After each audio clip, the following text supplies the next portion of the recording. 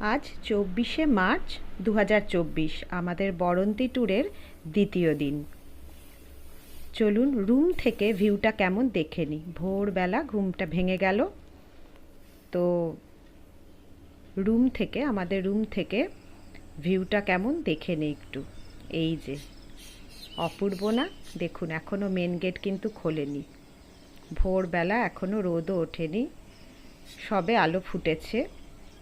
চারিদিক নিস্তব্ধ, পাখির ডাক শোনা যাচ্ছে। ওমা, ওই দেখুন আরেকজনও কিন্তু ঘুম থেকে উঠে গেছে, ওই যে অরুণা। বাহ, ও সকালবেলা উঠে ফটো তুলতে শুরু করেছে।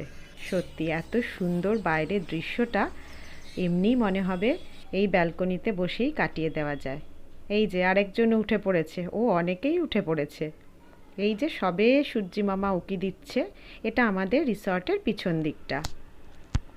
এত সুন্দর ভোরবেলাটা, ঠান্ডা, চারিদিক নিস্তব্ধ, পাখির ডাক শোনা যাচ্ছে। কেউ কিন্তু আমরা আর ঘরে বসে থাকতে পারলাম না। এই যে দেখুন সকালবেলা আমাদের রিসর্টের মধ্যেই বেশ কিছু পলাশ গাছ আছে।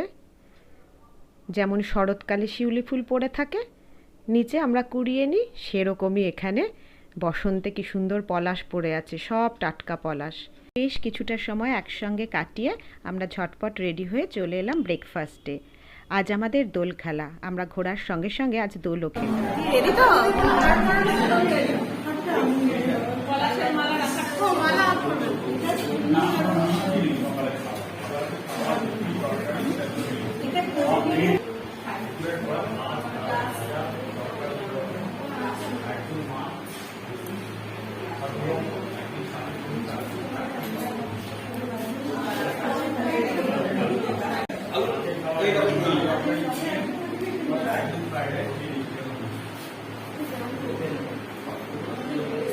পেট ভরেছে মেধা? পেট ভরেছে?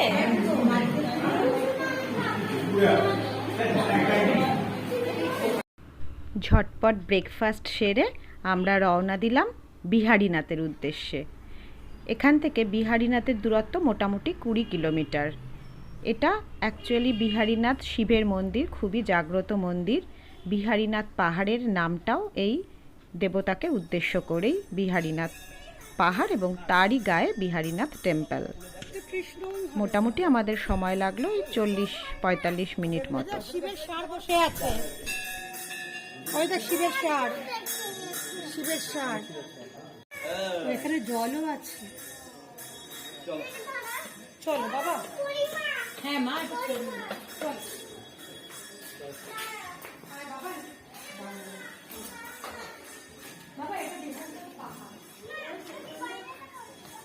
বিহারীনাথ দর্শন করেই আমরা এবছরের দোল খেলা শুরু করলাম। এবছরের দোলটা তো আমাদের কাছে সত্যিই স্পেশাল। সব বন্ধুরা মিলে এই একসঙ্গে দোল খেলা, এই একসঙ্গে রঙের উৎসবে মেতে যাওয়া এর আগে কখনো হয়নি।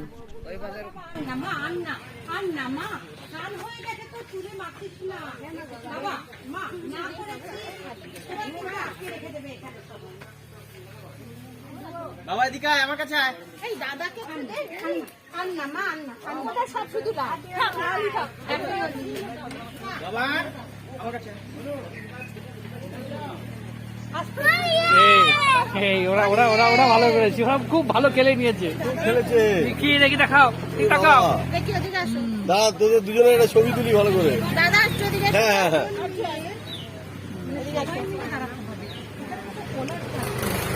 ওকে সৌভিককে দে তো। এটা কি স্পট? এটা বিহারীনাথ মন্দির। কোথায় মন্দির? আমি নিয়ে দিয়েছি। দাদাকে একটা দে না, বলে স্পট। সবাই মিলে আবার কি আছে? সবাই মিলে দাঁড়িয়ে আছে। আমাদের সাদা গেঞ্জিটা কি গেল? ভালো সাদা গেঞ্জি। এই আমাদের আমাদের এত ভালো সাদা গেঞ্জিটা গেল।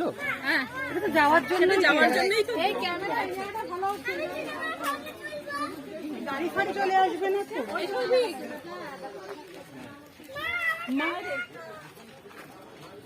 ওদের একটু এটাতে ওরা কি বাবা, এটা হচ্ছে সবথেকে দাঁড়িয়ে কি বানিয়ে দিয়ে পূজা দেখি খুশি রে। ওই দেখো দেখি ভালো আচ্ছা এবার একটা কাজ করো। সত্যি এবছরের দোলটা আমাদের কাছে সত্যি খুব স্পেশাল গেল। এত আনন্দ করলো, এই বিশেষ করে মেধা ঋদ্ধা দেখুন ভীষণ আনন্দে ওরা দোল খেললো, আর ওদের আনন্দ দেখলেই তো আমরা আনন্দে থাকি। প্রচণ্ড আনন্দে ওরা দোল খেললো, সঙ্গে আমরাও খুব আনন্দ করলাম। সত্যি কথা, এত দোল খেলার পর একটা গ্রুপ ফটো তো হতেই হয়। চলো তাহলে একটা খচাত, কিন্তু এখান থেকে কিন্তু সৌভিক বাদ পড়লো, কারণ ছবিটা সৌভিকই তুলেছে। এবার আমাদের গন্তব্য শুশুনিয়া।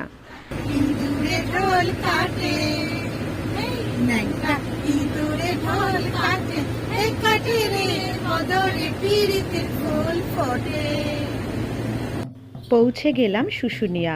শুশুনিয়া পৌঁছেই একটা দারুণ জিনিস দেখলাম, মারাং বুড়ুর পুজো হচ্ছে। এখানকার কয়েকজন লোকাল মানুষ, তারা দেখুন কি সুন্দর মারাং বুড়ুর পুজো করছে। এখানেই শুশুনিয়া রেঞ্জ শুরু, এখান থেকেই শুশুনিয়ার যে ট্রেকিং হয় এখান থেকেই হয়।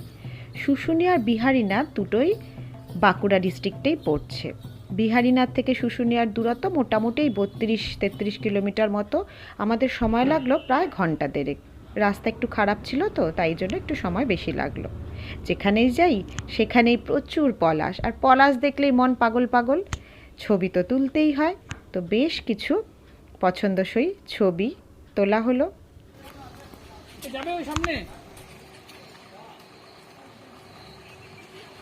চল চল চল দেখে আসি কি আছে। হ্যাঁ হ্যাঁ ওখানে আছে, পার্ক আছে।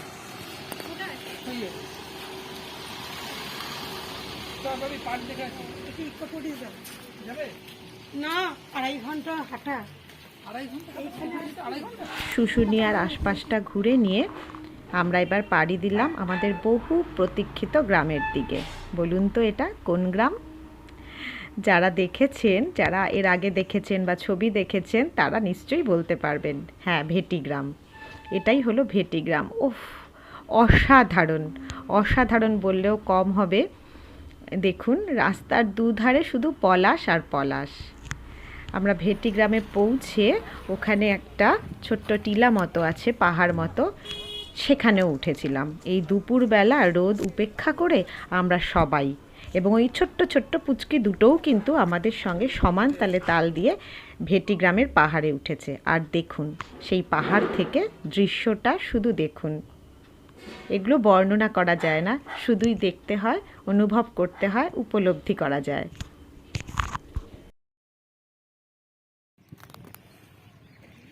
একদম টপে এটা। হ্যাঁ এটা পাহাড় উঠেছি আমরা।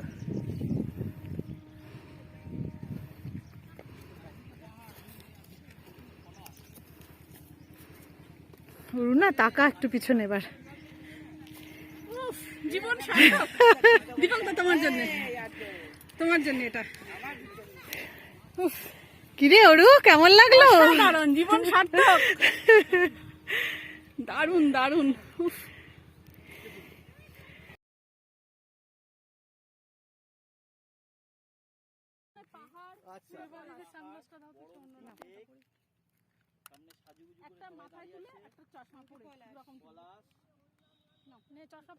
এই মন পাগল করা পলাশ দেখে সকলেই প্রায় পাগল হয়ে যাওয়ার জোগাড়। এই অপূর্ব দৃশ্য, এই মন ভোলানো প্রকৃতি, সত্যি এই ভেটি গ্রামে আসা সত্যিই সার্থক। এই বরন্তিতে আসা, এই সময় এই পলাশ দেখতে আসা সত্যিই সার্থক আমাদের।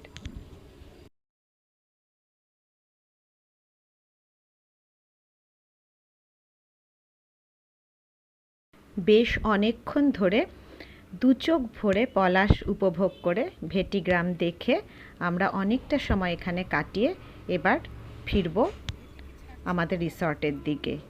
কিন্তু যেটা হলো সেটা হলো আমাকে রেখে দিয়েই চলে গেল রানটি গাড়ি চালিয়ে। বলুন তো? না, আমাকে রেখে দিয়ে নয়, চেয়েছিলাম আমাদের বেড়াতে যাওয়ার প্রত্যেকটা বিষয় থাকুক স্মৃতিতে। রানটি নিজেই ড্রাইভ করে চলে গেল। যে কজন ছিল শতাব্দী অরুণাকে নিয়ে, আমি গেলাম পরের গাড়িতে। আমরা এবার কিন্তু আজকে কিন্তু আর দেরি করিনি, লাঞ্চ সেরে খুব তাড়াতাড়ি চলে এসেছিলাম বরন্তি লেকে। বরন্তি লেকের সানসেট গতকাল আমরা দেখতে পাইনি, আজ কিন্তু ছাড়া যাবে না। এও এক মন ভোলানো দৃশ্য বই কি। বরন্তী লেকে আমরা বেশ কিছুক্ষণ কাটিয়ে বিকেলবেলাটা সানসেট দেখে ফিরে এলাম আমাদের রিসর্টে। এবার কিন্তু আমাদের একটু গান বাজনা করার পালা। দোলের দিন একটু গান বাজনা হবে না তা হয়? বিশেষ করে যেখানে বন্ধুরা এক জায়গায়।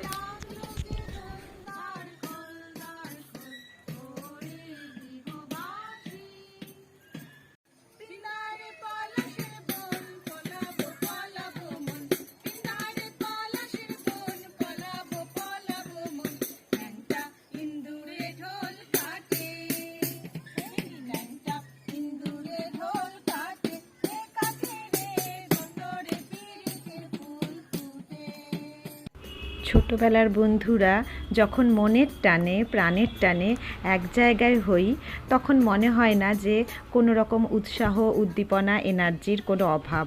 সারাদিন ঘোরার পরেও কোনো রকম ক্লান্তি আসে না।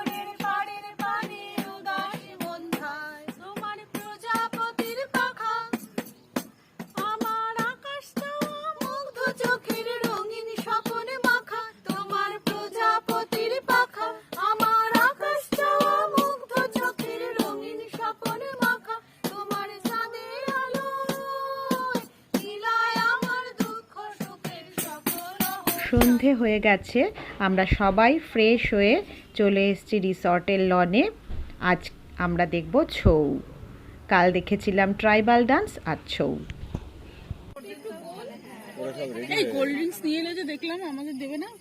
ওরা কিন্তু এসছে অনেক। হ্যাঁ হ্যাঁ, কোল্ড ড্রিঙ্কস আমাদের দিয়েছিল, কোল্ড ড্রিঙ্কস দিয়েছিল, পকোড়া দিয়েছিল, চা ছিল, কফি ছিল। অ্যারেঞ্জমেন্ট কিন্তু দারুণ ছিল। রিসর্টের যে ইভিনিংয়ে আমাদের দুদিনই ভীষণ ভালো অ্যারেঞ্জমেন্ট ছিল। লাঞ্চ ডিনার প্রত্যেকটি অ্যারেঞ্জমেন্ট কিন্তু দারুণ ছিল। আরম্ভ হয়ে গেছে ছৌ। চলুন এখন ছৌ এনজয় করি।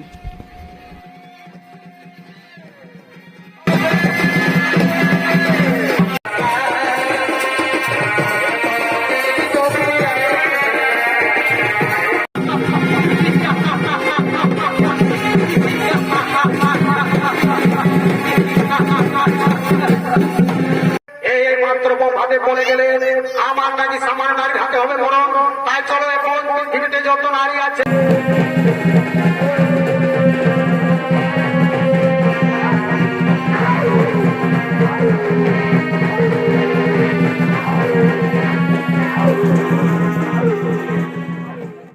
বরন্তীতে অদ্য শেষ রজনী। খুব মনে পড়ে যাচ্ছে শান্তিনিকেতনের কথা। এভাবেই আমরা প্রায় রাত 1:30টা পর্যন্ত গল্প করেছিলাম। পরদিন সকাল, অ্যাকচুয়ালি আজকেই তো দোল। আমরা গতকাল দোল খেলে ফেলেছি, আর আজ আমাদের যাওয়ার পালা। আজ রিসর্ট থেকে আয়োজন করেছিল দোলের। রিসর্টের যে লনে ছৌ হলো সেইখানে। মেধা রিদ্ধা কিন্তু সেটাও খুব এনজয় করে নিয়েছে।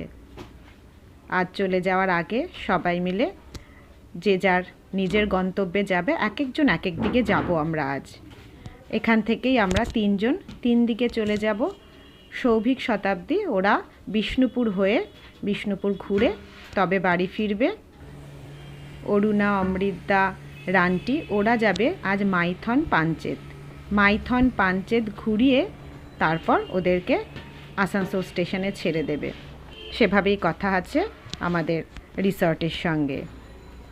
আর আমরা যাব একদম আসানসোল স্টেশন সকালবেলায়, সকাল 12:30 নাগাদ বন্দে ভারত। এইটাও একটা নতুন অভিজ্ঞতা আমাদের কাছে।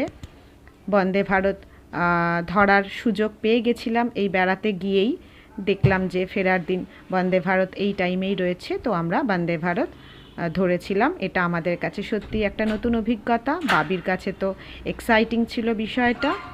খুব ভালো করে বাবি এনজয় করেছে এইটুকু জার্নি। হোটেলের ডিটেল দেওয়া থাকলো এখানে।